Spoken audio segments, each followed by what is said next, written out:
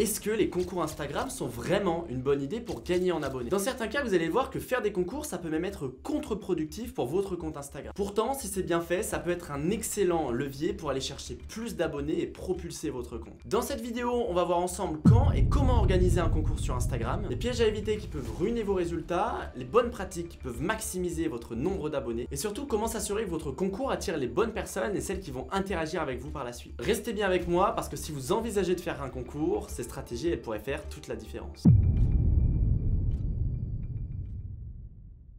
La première question à se poser quand on veut faire un concours, c'est quoi l'objectif du concours? Alors, dans la plupart des cas, ça va être d'augmenter en termes d'abonnés, mais en fonction du nombre d'abonnés que vous voulez gagner, en fonction aussi du budget ou des ressources que vous allez allouer au concours, il y a plein d'autres stratégies qui peuvent être plus intéressantes. En fait, vous allez voir, le concours, il faut le faire d'une manière bien particulière pour en retirer des vrais bénéfices. Et si on fait un concours qui est trop gros, ou alors au contraire, si on fait un concours qui est trop petit, on n'aura aucun résultat, ou en tout cas, ça pourra pourrir notre compte sur du long terme. Donc, dans l'idéal, quand vous voulez faire un concours, c'est que vous avez un minimum de budget à mettre, que ce soit pour le lot et les relais de croissance, mais ça on va en parler, mais aussi que vous avez une optique de gagner au moins plusieurs milliers, voire dizaines de milliers d'abonnés. Si vous voulez gagner moins, je pense pas que c'est utile de faire un concours parce qu'il y a des stratégies qui vous coûteront moins cher, mais qui pourtant seront plus intéressantes. La réussite du concours, elle va tenir en deux points. La première, c'est le lot que vous allez utiliser et la seconde, c'est les relais de croissance que vous allez utiliser. Le lot, il va falloir être dans ce que j'appelle un entre-deux. La problématique, c'est que si vous offrez un lot qui est trop faible, sauf si vous avez beaucoup de relais de croissance, mais normalement c'est pas trop le cas, il y a peu de personnes qui vont s'abonner et faire votre concours, ça ne sera pas vraiment rentable en termes de temps et d'énergie.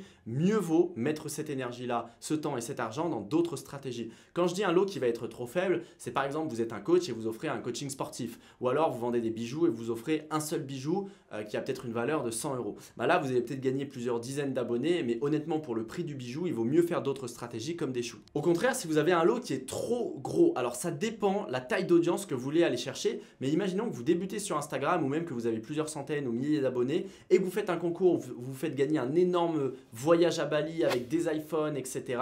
La grosse problématique, c'est que vous allez attirer tellement tout et n'importe qui que les gens ils vont pas vraiment interagir avec votre contenu derrière. Donc vous allez avoir plein d'abonnés et votre compte il va perdre en engagement parce que ça sera comme des abonnés fantômes. Donc au final, vous allez en retirer aucun bénéfice. Donc le mieux, c'est d'avoir un juste milieu entre les deux, un lot qui peut valoir plusieurs centaines à milliers d'euros en fonction du nombre de personnes que vous voulez toucher et surtout un lot qui va parler uniquement à la cible que vous voulez attirer. Si par exemple vous êtes une agence de voyage, ça peut être très intéressant d'offrir un voyage parce que c'est typiquement dans le cadre de ce que vous faites. Si par exemple vous avez une marque de bijoux, ça servira absolument à rien d'offrir un voyage. Dans ce cas-là, si vous avez une marque de bijoux, vous pouvez réfléchir en fonction de la taille de concours que vous voulez organiser à des lots qui peuvent faire sens pour la cible que vous voulez attirer. Tout ça, on le verra juste après en analysant un concours en direct. La deuxième chose à prendre en compte, une fois que vous avez déterminé le lot pour votre concours, ça va être d'avoir le bon relais de croissance. Parce que la problématique d'un concours, c'est que si aujourd'hui vous avez une audience qui est restreinte, au bout d'un moment, vous allez dire à vos amis de commenter et de taguer d'autres amis, ce qui va permettre de ramener du monde, mais ça va s'essouffler. Donc pour ça, il faut ce qu'on appelle des relais de croissance. Il va falloir payer soit des influenceurs, soit des pages Instagram, soit quelque chose qui va venir booster notre concours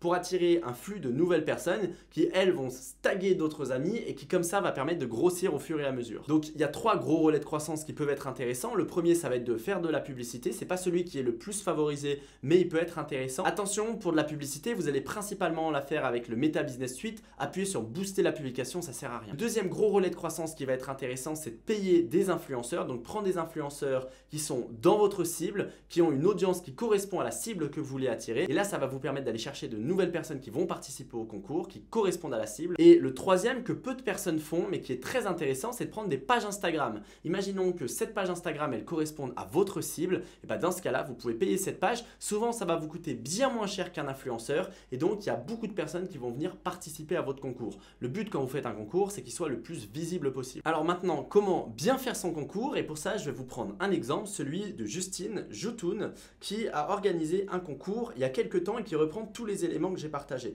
Alors déjà, la première chose, on voit qu'au niveau des lots, elle a des lots assez sympas, une Mini Cooper, un sac Louis Vuitton, un voyage à Bali, un iPhone 16 et un accompagnement pour sa formation. Alors là, vous allez pouvoir me dire, ok, une Mini Cooper, un sac Louis Vuitton, c'est peut-être des trop gros lots, sauf que dans ce cas-là, c'est plutôt bien choisi parce que du coup, c'est des lots qui vont parler à sa cible et on le voit, elle a choisi plein d'influenceurs hop, qui vont mettre en avant son concours. Un truc qui va être extrêmement important, c'est aussi l'après-concours. Parce que la problématique, c'est que si elle fait ça et qu'après elle est plus trop active, bah derrière, il y a plein de gens qui vont s'abonner, qui vont pas trop comprendre ce qu'elle fait et qui vont juste être là, pas interagir avec le contenu et ça va venir nous pourrir l'audience. Elle, ce qu'elle a très bien fait, c'est que tout au long du concours, du coup, elle va parler de elle, de ce qu'elle fait, elle va créer un lien de proximité avec tous les nouveaux abonnés, elle va en plus les renvoyer sur sa chaîne YouTube, elle va les renvoyer sur ses différents réseaux et du coup, ça va lui permettre de toucher beaucoup de nouvelles personnes, mais surtout de les garder dans son audience et de les fidéliser au fur et à mesure qu'ils arrivent. Donc là, on a les deux éléments pour que ça fonctionne. On a des lots qui sont super sympas et qui s'adressent à la cible, donc à des femmes plutôt jeunes.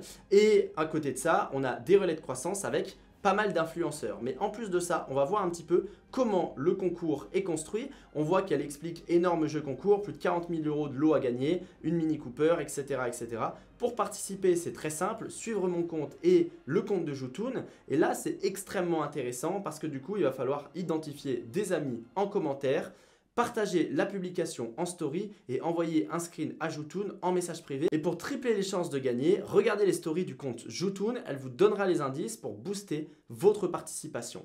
Et ça, ce qui est extrêmement intéressant, c'est toujours dans cette logique de tous les nouveaux abonnés, on va venir les chauffer au fur et à mesure, on va venir partager ce qu'on fait, on va aussi les convertir pendant qu'ils sont là et du coup, ça permet de ne pas avoir plein d'abonnés qui arrivent mais qui ne vont plus interagir après le concours, mais ça permet de les engager au fur et à mesure. Et dans ces stories, elle a dit à tous ses abonnés d'aller suivre sa chaîne YouTube, elle a partagé ce qu'elle faisait, etc. Donc là, on a une super stratégie, on a un objectif qui est très clair à la fois en termes d'abonnés, mais je pense qu'elle doit avoir un objectif de conversion parce que sur ce genre de concours, elle doit être très rentable en termes de formation qu'elle vend derrière. Donc on a un objectif qui est très clair, on a des lots qui sont suffisamment gros et qui s'adaptent parfaitement à la cible pour la taille du concours qu'elle veut organiser. On a des relais de croissance qui vont parler spécifiquement à sa cible pour attirer de nouveaux abonnés. On a un concours qui est très bien construit où on demande aux gens d'identifier des amis en commentaire et à chaque fois qu'ils identifient un ami, c'est une chance de gagner au concours. Donc ça permet d'identifier un maximum de personnes. Donc faire en sorte qu'il y ait un maximum de personnes qui identifient leurs potes, que leurs potes se disent putain mais c'est intéressant ce concours, moi aussi je vais identifier plein de gens et comme ça que ça crée un effet boule de neige de plus en plus gros. Derrière, on a une gestion du concours qui est super bien organisée pendant le concours en venant réchauffer les abonnés et même après le concours pour faire en sorte qu'ils restent abonnés et qu'ils s'intéressent profondément à ce qu'elle fait. Et ça, c'est la clé pour un concours réussi. Parce que moi, avant, je travaillais avec une agence qui faisait des concours et honnêtement, les concours, on leur faisait gagner énormément d'abonnés parce que ce qu'on faisait, c'est qu'on leur faisait gagner des voyages, plein de choses comme ça. Sauf que derrière, il n'y a aucun abonné qui suivait réellement parce qu'il y avait une audience qui venait principalement de personnes de télé-réalité parce qu'on les utilisait en relais de croissance,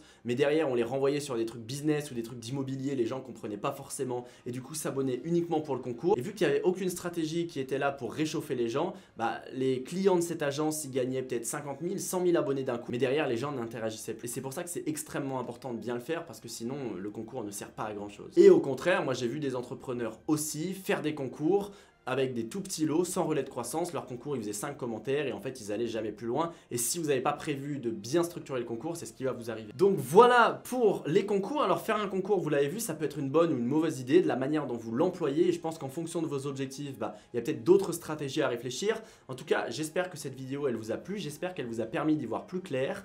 Nous, on se retrouve très vite pour une prochaine vidéo. C'était Mathis. Ciao tout le monde.